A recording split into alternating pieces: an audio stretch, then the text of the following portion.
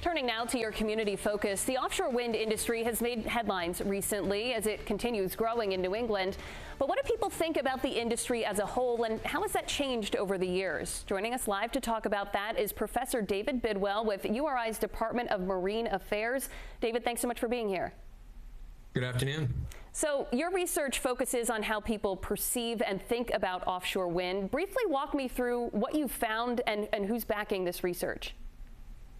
Well, we've been looking at this for about 10 years. We really started with the Block Island wind farm project, and now we've moved on to think about some of the larger projects as well.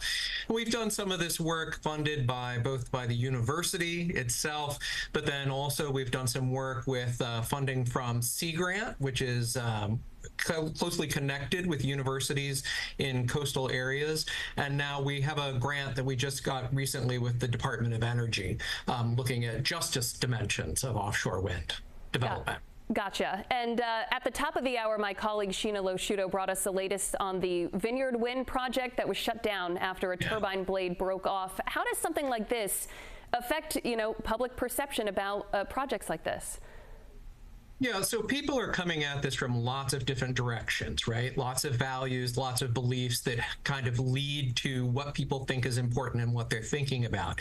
But ultimately, this is sort of a risk question in that it's a new technology and something that people aren't accustomed to. And when you have an accident like this, it's going to hurt trust in the people who are in charge of the project and the people who are regulating the project, because that trust is already pretty low in society towards those sorts of authorities.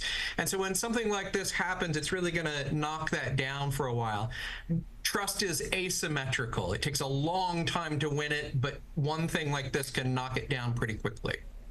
And we often get questions from viewers asking how offshore wind farms might impact the environment and fishing industries. Is this something you've also come across in your research? It's really consistent for us, whether you're talking about a smaller project like Block Island or these larger projects like Vineyard Wind, that one of the things that people are most concerned about is how the project is going to affect the ecology and the wildlife in the area. So that's something that we hear a lot. And of course, that relates both to whales as well as to fishing and to the fishing industry. And there are, of course, quite a few offshore wind projects in the works in our area, in southern New England and along the East Coast. Do you see attitudes changing as we move forward? Yeah, I think as people are becoming more aware of the projects, I think that's been really important in terms of raising public awareness. And so you're seeing a lot more people who are aware that this is happening. So that's going to change things.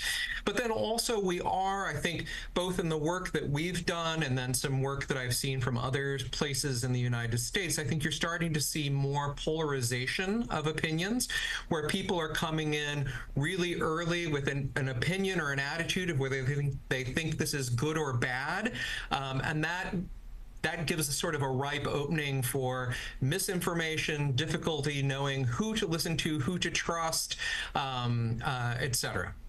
Certainly an interesting topic. Unfortunately, that's all the time we have. URI Professor David Bidwell, thanks so much for being here. Absolutely.